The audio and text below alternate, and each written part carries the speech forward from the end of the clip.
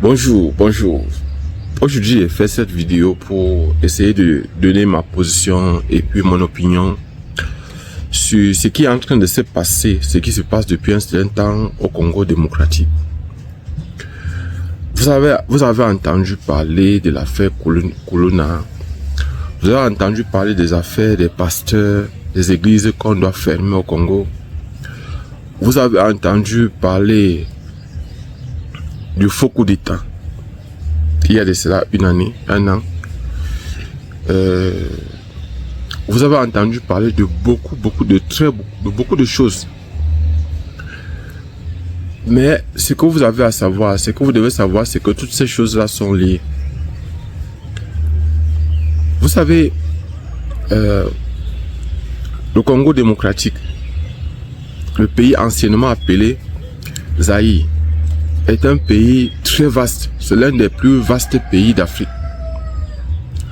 Et c'est un pays très riche en ressources naturelles. Que ce soit dans le domaine des forêts, dans le domaine des mines, dans le domaine des carrières, dans le domaine des terres arabes. Le Congo démocratique est un territoire vaste et riche. C'est aussi un pays qui est en proie à beaucoup d'instabilité au niveau de ses frontières. Et constamment, il y a par exemple ce qu'on appelle la rébellion qu'on appelle le M23, constituée essentiellement des pays, des membres de l'ethnie Tutsi. Et certainement financé par Paul Kagame, le Rwandais, président du Rwanda. On peut se poser beaucoup de questions. Et précisez bien, les décisions sont motivées et les décisions sont liées. Vous allez vous poser la question, pourquoi est-ce que le président Tshisekedi, président actuel du Congo démocratique, de la République démocratique du Congo, a décidé subitement, par le biais de son ministre de la Justice, de réinstaurer la peine capitale, c'est-à-dire la peine de mort. Suite aux plaintes posées par le Congo démocratique sur le coltan, sur le matériel utilisé pour la transformation, pour le matériel utilisé pour la fabrication des téléphones portables, la fabrication des batteries, la fabrication des piles. Vous savez, beaucoup d'investissements ont été faits dans le domaine des piles. Les pays occidentaux aujourd'hui, par exemple, Bolloré a investi des milliards de francs sur les piles et les batteries parce qu'on sait que demain les drones, les voitures, les avions et beaucoup d'autres choses vont fonctionner grâce à ces batteries là. Bolloré a investi des milliards dessus. Elon Musk et les autres ont investi des milliards. Pourquoi, selon le président Tshisekedi, ces pays occidentaux préfèrent acheter le matériel, c'est-à-dire la ressource première pour la fabrication de ces batteries-là, ce coltan-là, de façon artisanale, au lieu de s'installer et de les acheter de façon officielle, que ça puisse profiter au pays. Voilà toute la question. Les Occidentaux, les Américains, ont décidé de ne pas l'écouter, de ne pas écouter le président Tshisekedi et de vouloir certainement le pousser à revenir sur sa décision, celle par rapport à la plainte qu'il a déposée contre les grandes firmes qui fabriquent les téléphones portables, qui sont dans le numérique en fait. Aujourd'hui, je vais essayer d'expliquer, de trouver le lien entre tout cela Beaucoup de personnes vont se poser cette question, c'est de savoir, les Kuluna, comment se fait-il que, à un moment donné, le président du Congo démocratique avait décidé de faire une réinsertion des Kuluna, c'est-à-dire de ces bandits de grand chemin qui opèrent dans la grande ville de Kinshasa et ses environs et qui massacrent, qui perturbent, qui terrorisent le peuple de Kinshasa. Le président Tshisekedi avait décidé de faire une réinsertion sociale, c'est-à-dire de prendre ces jeunes-là, d'aller dans un camp, de les former dans les métiers, dans les petits métiers, menuiserie, maçonnerie et bien d'autres, restauration, pour pouvoir leur permettre une réinsertion sociale. C'était un projet qui avait réussi. Ce même ministre de la Justice, qui aujourd'hui est comme le précurseur de la peine de mort, de la peine capitale au Congo démocratique, était un fervent défenseur de ce grand projet qui permettait l'humanisation de ces personnes qui étaient en voie de perdition, de ces jeunes qui étaient en voie de perdition au niveau du Congo démocratique. Donc, en fait, on peut se poser cette question-là. Pourquoi ces revirements à 160 degrés, à 180 degrés? Pourquoi? Cette décision peut être motivée. On peut avoir plusieurs raisons qui peuvent justifier cela. Dans un premier temps, la plupart des personnes, selon moi, ça c'est mon opinion à moi, qui sont à l'origine de ce qui se passe là, la plupart des sont à l'origine, qui sont des Kuluna aujourd'hui, le pouvoir de Kinshasa soupçonne que les pays occidentaux seraient prêts à utiliser ces Kuluna pour mettre le Congo démocratique à feu et à sang.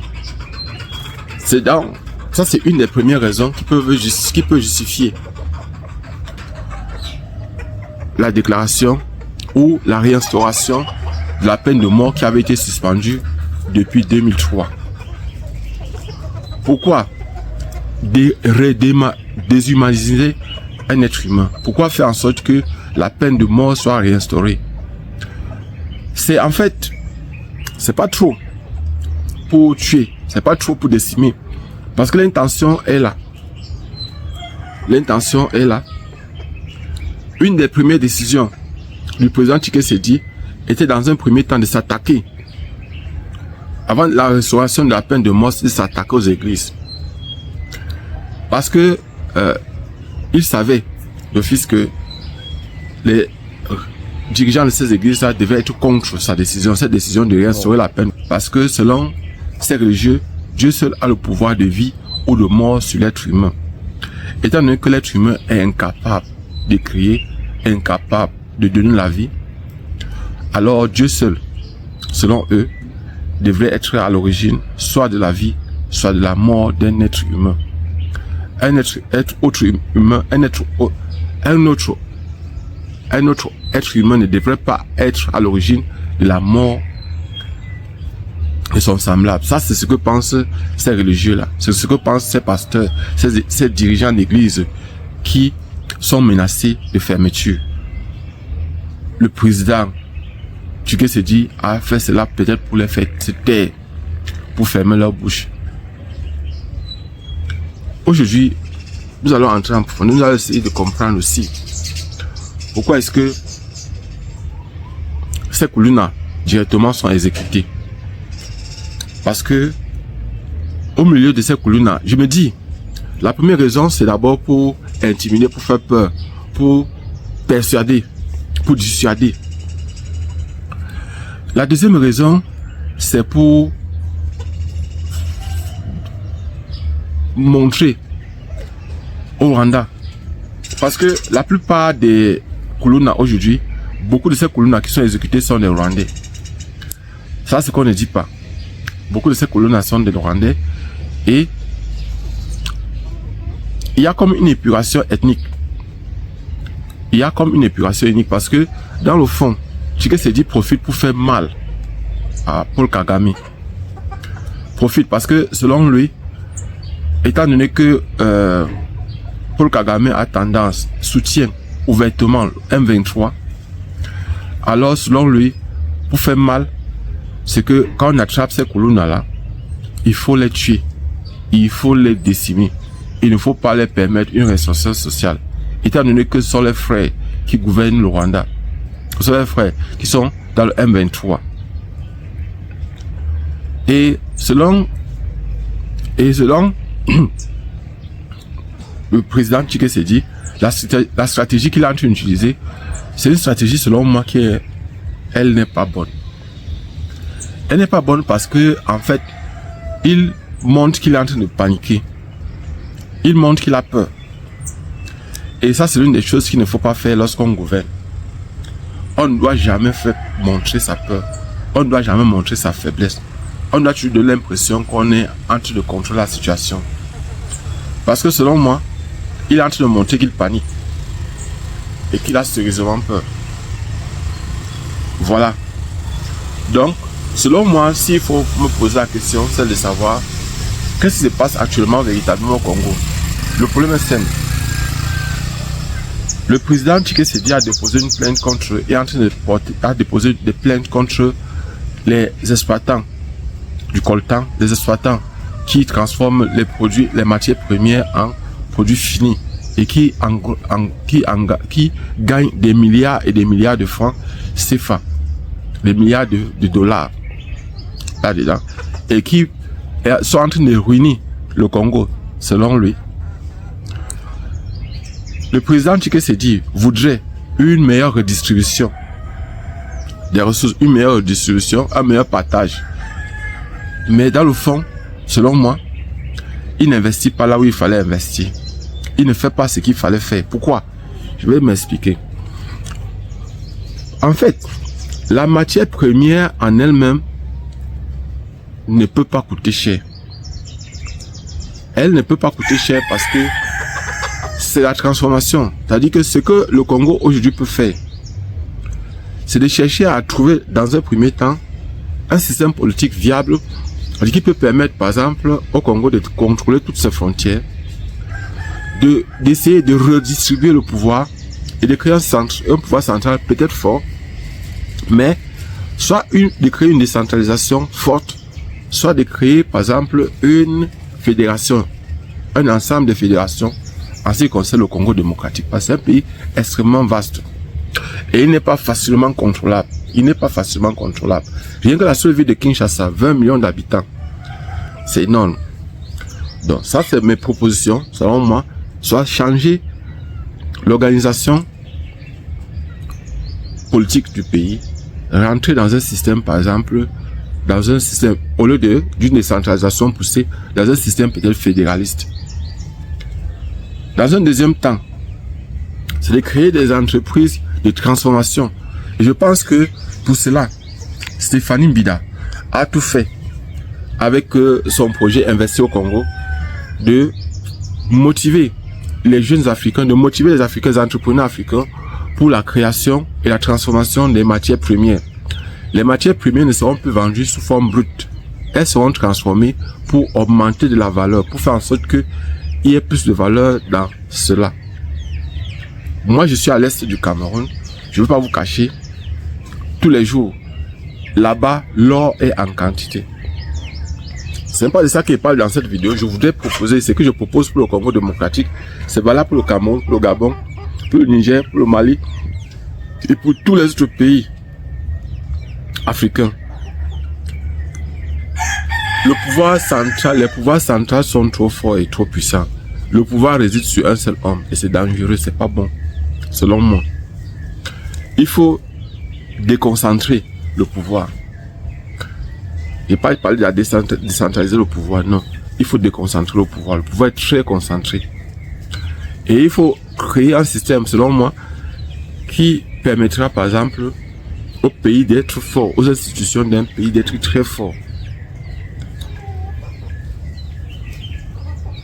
Toujours concernant le Congo démocratique, l'avenir nous dira Mais selon moi, le président Tshisekedi, selon moi, peut éviter de faire couler le sang, de créer des morts, de créer de la désolation. Plutôt, l'idée selon moi serait de retourner ces Rwandais, ces Tutsis qui sont dans son pays, de les retourner et de faire en sorte que ces Tutsis puissent être reconnaissants par rapport au bien qu'il pourra leur faire. Ces Tutsis sont congolais. Il y a tous ces Congolais, il y a tous ces Rwandais. Pourquoi ne pas les reconnaître? Pourquoi ne pas faire en sorte que ces Tutsis-là aient un endroit où ils peuvent se sentir comme chez eux? Créer une situation où ils seront comme à la maison. Et ça peut faire en sorte que cela peut être à l'origine du fait que cela peut l'aider. Cela peut faire en sorte que ces Tutsis-là défendent le Congo démocratique. Abonnez-vous et partagez cette vidéo. En fait, je reviendrai là-dessus pour donner encore mon opinion de façon plus poussée. Pour ceux qui ne me connaissent pas, je suis Job Kamden. Je suis actuellement dans la région de l'Ouest pour un projet entrepreneurial. Je suis là, par exemple, pour l'apiculture pour le moment, pour visiter mes ruches. Dans les jours qui viennent, les jours qui suivent, je vais vous montrer encore beaucoup d'autres vidéos concernant les ruches, concernant les rennes, concernant, par exemple, l'apiculture. Pour ceux qui vont faire les prépas concours, je vous ai parlé, je vous ai dit, nous sommes aujourd'hui, je crois, le 14 janvier 2025. Et je voulais préciser que on vous a prévenu qu'on devait lancer les prépas concours en ce mois de janvier. J'ai dit, inscription 5 000 francs. Pour les frais de prépa, c'est 20 000 francs chaque mois pour ceux qui font les prépas concours au niveau baccalauréat, au niveau d'ICI et level. Et pour ceux qui vont faire, par exemple, les prépas concours pour le niveau licence, au niveau DEC, pour l'entrée en 3e ou en 4e année, vous devez savoir que les prépas concours, c'est 5 000 francs pour l'inscription et 30 000 francs chaque mois. Et vous devez avancer au moins ce 2 mois. Abonnez-vous et partagez. On se voit prochainement, Inch'Allah.